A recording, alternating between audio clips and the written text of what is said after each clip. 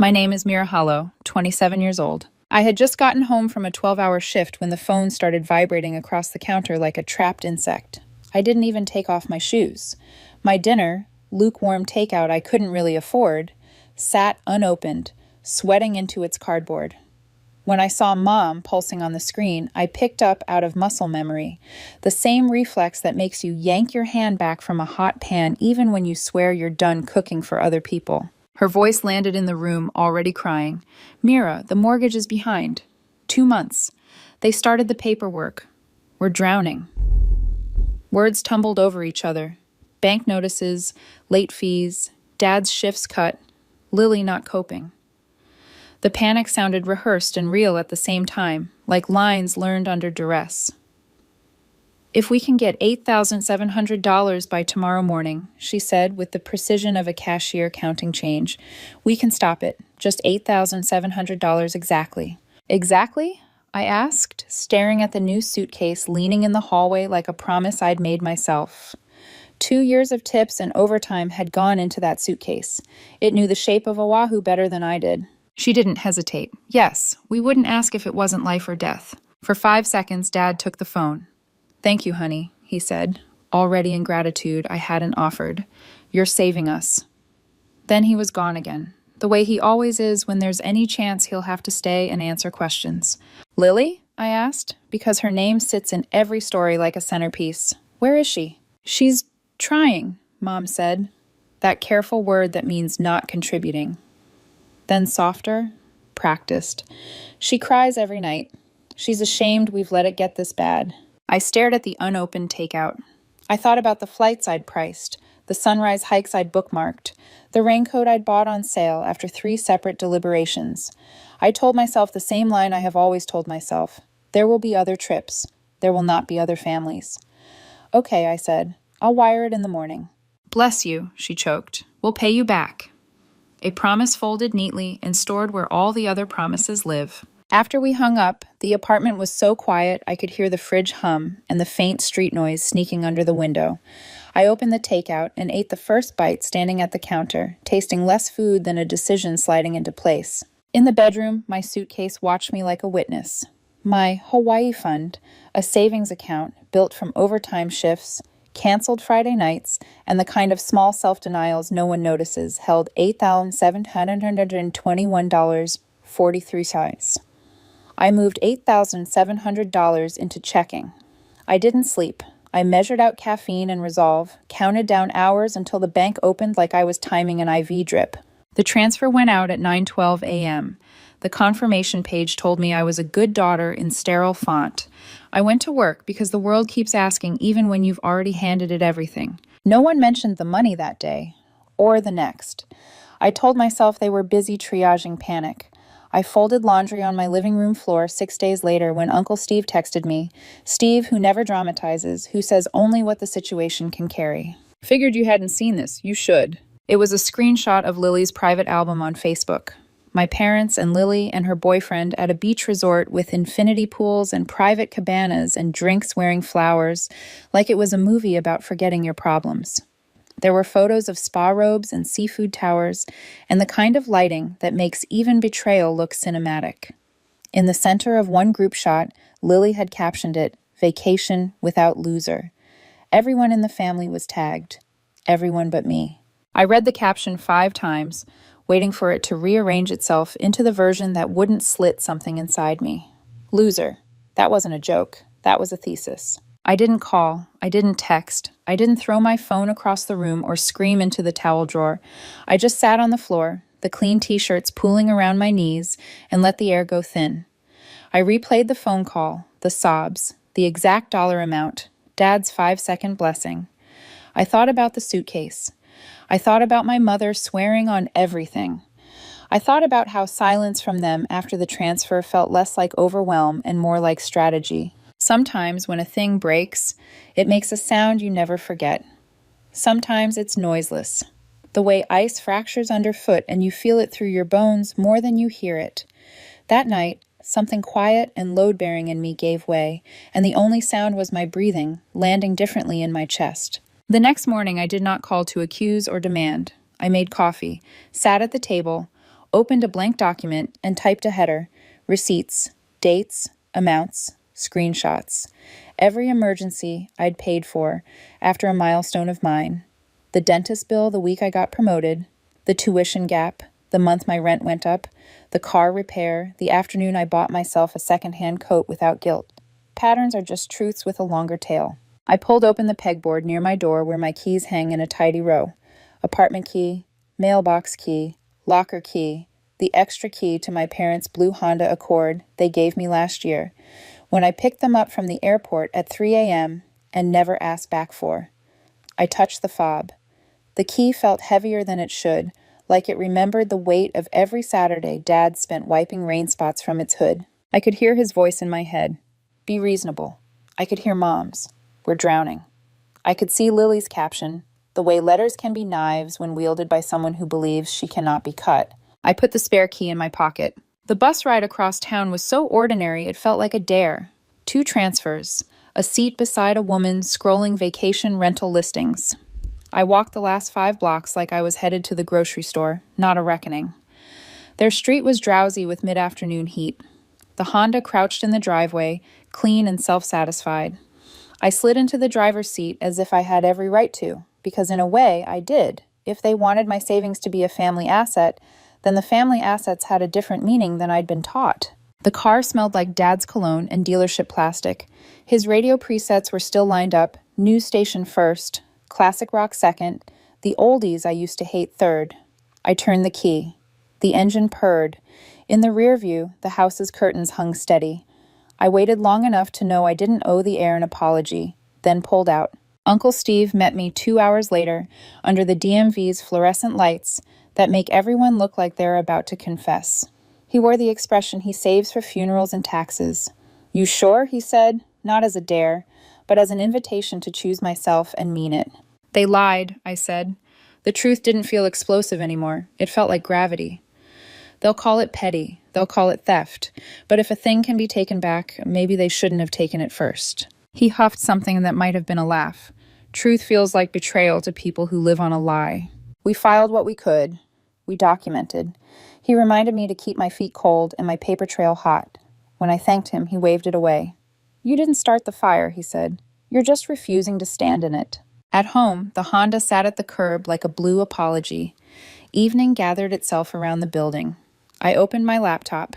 The DMV tab blinked beside a new one labeled Title, beside another labeled Insurance, beside the document titled Receipts, where the first line was $8,700 and the second line was a screenshot of Lily's caption.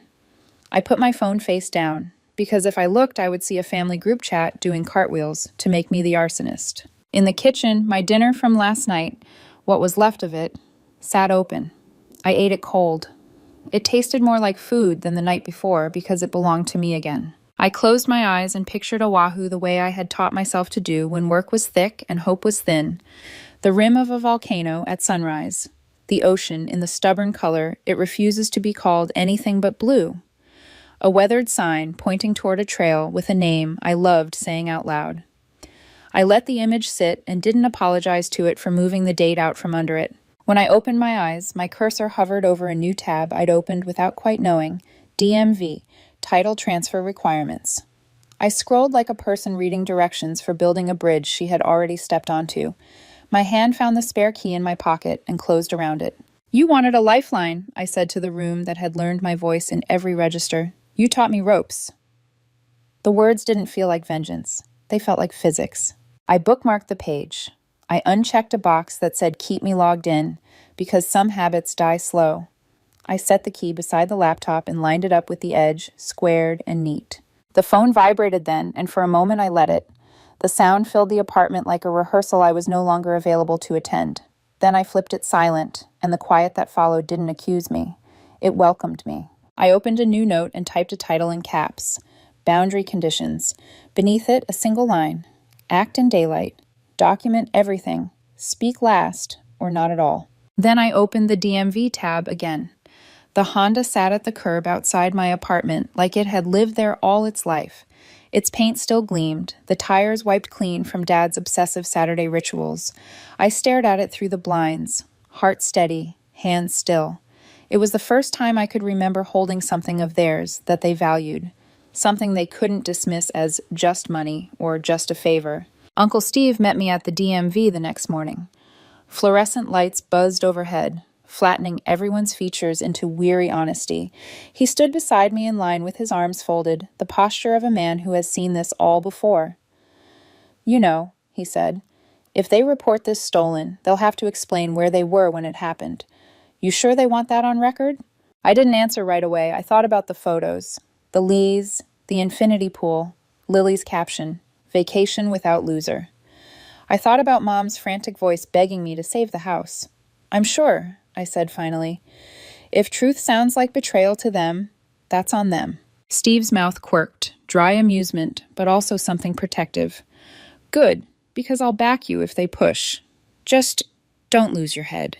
Make it clean. Make it documented."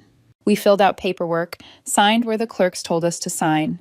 It was transactional, almost boring, but every box ticked felt like a small rebalancing of scales that had been tilted against me my whole life. When I slid behind the wheel later, I adjusted the seat. Dad always kept it too far back, like the car belonged to his body and no one else's. I moved it forward, set the mirrors to my height. On the drive home, the leather smelled like him, but the steering wheel belonged to me. They landed 3 days later. I knew before they called, some instinct, some tug in my chest that felt like thunder approaching. Then my phone lit up. First Mom, "Where is the car?" Then Lily, "Tell me you didn't actually take Dad's car. WTF is wrong with you." Then Dad, "Call me right now." I let the phone buzz itself into silence. I wanted the panic to steep, let them feel powerless for once. When I finally answered, Mom's voice shrieked so loudly I had to pull the phone away from my ear. "How could you do this to us? Theft? Betrayal? After everything we've done for you?" "After everything I've done for them," I thought. Dad's voice came next, calmer but sharper in its way. "You've misunderstood. You're overreacting. You're hurting the family." That was when I cut in. How was the resort? Was the spa worth $8,700? Did the champagne taste sweeter with a side of betrayal? Silence. The kind that feels like a glass, shattering without sound. "You saw," Dad started. "I saw everything," I said. "And you're lucky all I took was the car." I hung up before they could scramble for a script. Hours later, Lily posted one of her cryptic Instagram stories. A black background, white text, "Fake people can't stand to see others happy." I screenshotted it and almost laughed. Still, she believed she had the upper hand. But I wasn't planning to stop at the car. That night, I dug through my email, old texts, even Mom's social media posts from years back. I started making a list. The time they borrowed money from cousin Mia, claiming it was for Lily's textbooks, only to spend it covering Dad's gambling debt. The time they pressured Aunt Sandra into signing over part of Grandpa's inheritance for emergency roof repairs, then used it to throw Lily's boyfriend a birthday party under a brand new patio awning. Dozens of moments like that, fragments I'd let pass in silence because I was the designated peacekeeper. Not anymore. I organized screenshots into folders labeled with names, dates, and amounts. The folder grew heavy, like a red notebook of sins made digital. When the list was ready, I drafted a message. Calm, detailed, factual. No embellishments, because the truth was already brutal enough. I sent it privately, first to Mom, then to Lily, then to Dad. Attached were the screenshots. My note was short. "You stole my money. You lied. You mocked me. You can apologize and make this right, or this goes public. Facebook, Reddit, everyone. You choose." It took 5 minutes. That's all. Mom called, but her sobs were different this time. Less hysterical, more afraid. "What do you want?" she asked, voice trembling. "I want you to admit it," I said. "Not just to me. Publicly. On the same platform where you let your daughter call me a loser." She begged, said it would humiliate them, said no one would understand. "I don't care," I told her. Lily texted, dismissive as always. "It was just a joke. You're psychotic for taking it this far." I didn't reply. Instead, I sent the same packet to my brother Brian, the golden child, the one who never had to sacrifice, the one who basked in their worship. I attached the evidence with one line. "I'm done protecting them. If you don't want to be part of the fallout, stay quiet." He didn't respond, not a word. That silence told me everything. The balance was shifting. For years, they'd made me feel small, powerless, crazy. Now the weight was on them, and they knew it.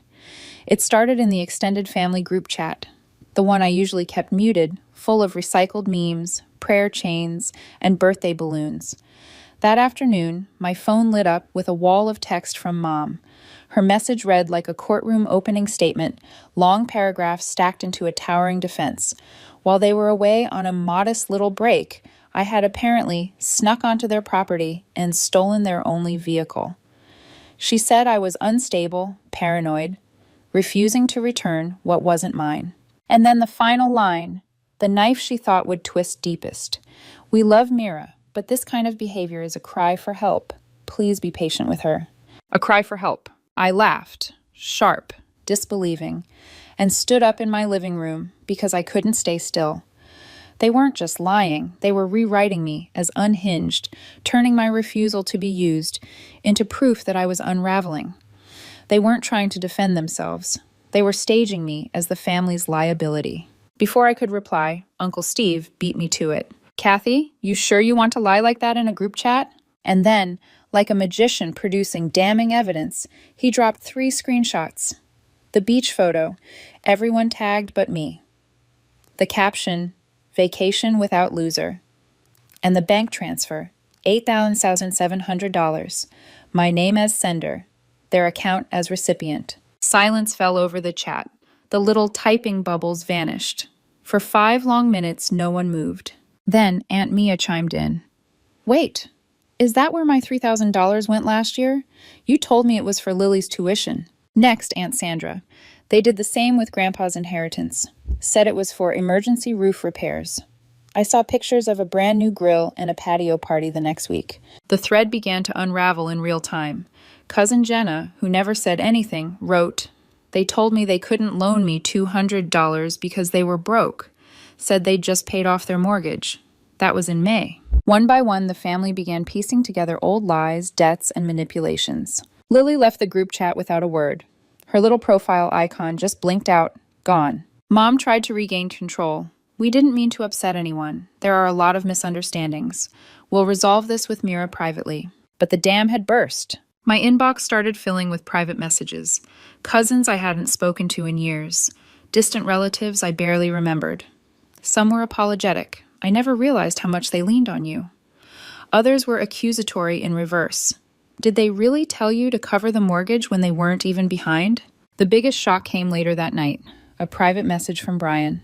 Golden boy Brian. The one they protected. The one they praised for breathing. The one they never asked to sacrifice. They told me you donated the Hawaii money, he wrote. Said you didn't want to travel anymore, that you gave it to the family. I had no idea. I stared at the message, my hands suddenly still.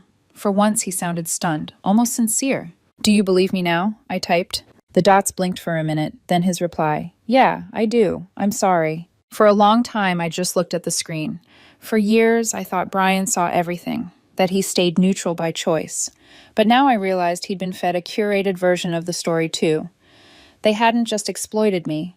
They'd lied to him, to everyone, so consistently that even the favorite was just another pawn. And now, in the group chat's wreckage, the whole structure was beginning to collapse. I didn't post anything publicly yet. I didn't need to. I had the draft saved, calm, factual, devastating. But for the moment, restraint was power. I closed the laptop, the cursor blinking over my unsent post. Not yet, I whispered. Because sometimes silence isn't surrender. It's a blade, waiting for the right moment to cut. A week later, I decided waiting was over. I opened the draft I had saved. Dates, screenshots, captions, bank records, inheritance stories that had been swept under rugs. I didn't exaggerate. I didn't add venom. I wrote it like a ledger, cold and precise, because the truth didn't need seasoning when it was already this bitter. Then I hit post. At first, nothing. Then a few likes. Then shares. Comments began to sprout like weeds in cracked pavement. Within 15 minutes, my notifications surged so fast my phone lagged. Old classmates, coworkers, distant relatives, even strangers who had seen the repost. People weren't just reading. They were furious. Furious for me. Furious at them. Someone screenshot Lily's vacation without loser caption and re-uploaded it with the words, "Imagine stealing from your own sister and being proud of it." Another wrote, This family sounds like a discount cult. Run and don't look back. I didn't reply to a single one. I just watched. By evening, the fallout was impossible to ignore. Lily vanished from every platform. Not just deactivated, gone, wiped. Dad, who normally posted bad puns and forwarded memes daily, went silent. Mom made her account private, but not before cousins ripped through her timeline pointing out inconsistencies between emergencies and vacations. Brian called 3 times. I ignored the first 2, picked up the third. "You really went scorched earth, huh?" he said, no greeting. His voice sounded thin, tired. "They lied," I said simply. He sighed. "They're falling apart. Mom hasn't eaten in 2 days. Dad wants to sue, but doesn't know for what. Grandma called me crying." He hesitated. "They're not going to say sorry. They don't think they did anything wrong. They think you're being dramatic." I leaned back in my chair, let that settle. "And what do you think?" A pause. Then, "I think they've been doing this for years, and you finally blew it open. I don't blame you." For a moment, I almost laughed. My golden boy brother finally admitting the sky was blue. I told him I sold the Honda. His voice didn't even spike. "How much?" 10,000 flat. After phase, I came out ahead by 1,500. "Good," he said. "You deserved it." And then he hung up. That night, Mom messaged me. A long paragraph that looked like an apology until I read it. Really, it was just spin. How I humiliated them. How I misunderstood. How it wasn't supposed to be like this. The word sorry never appeared. I left her on red. Then I blocked them, one by one. Mom, Dad, Lily. The act didn't feel petty or vindictive. It felt like locking a door. I should have closed years ago. The only one I didn't block was Brian. Maybe because he hadn't tried to rewrite the story.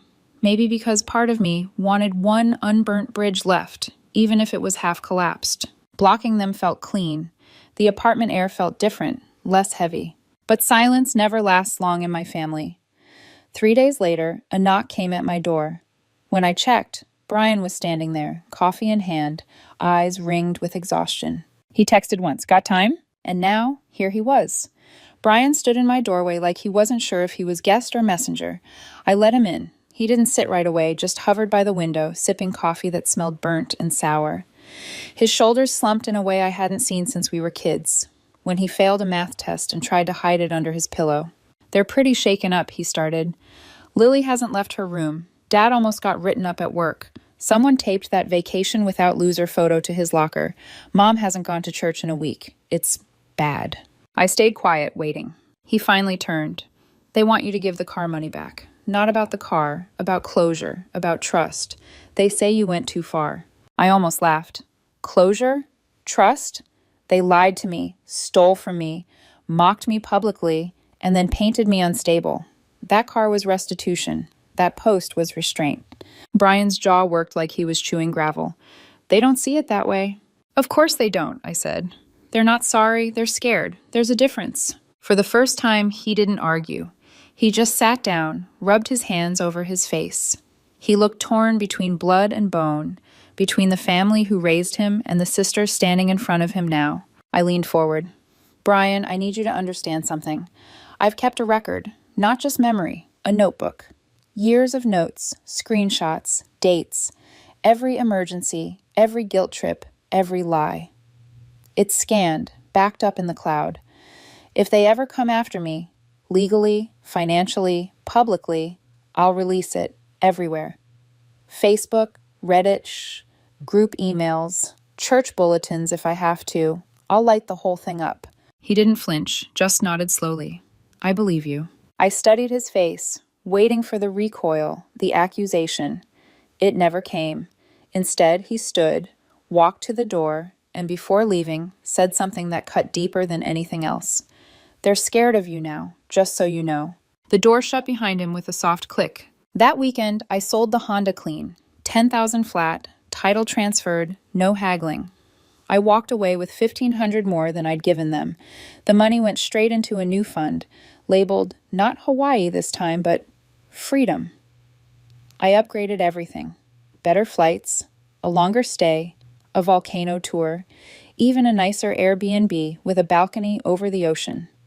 I booked it the same day the transfer cleared. October departure, alone. For weeks, silence reigned. Lily gone from social media. Dad's account scrubbed clean, Mom's profile locked down so tightly it may as well have been deleted. The absence was loud, but not painful. Then a letter arrived in my mailbox. Real paper, handwritten cursive. Grandma. She'd always stayed out of drama, claiming neutrality. Inside the envelope was a single page. I want you to know I read everything. I'm sorry you had to go through it. I never realized how much you've been carrying. You deserve that vacation, and you deserve peace, even if it means peace without us. No guilt, no manipulation, just recognition. I folded the letter and slid it into my travel journal. For once, the weight I carried wasn't invisible. Someone had seen it. That night, I checked the countdown app on my phone. 32 days until departure. For the first time in years, the silence around me wasn't something I had to survive. It was something I'd earned. They thought they'd broken me with a caption, but I wasn't the loser. I was the exit plan they never expected to lose. And this time, I was walking away for good.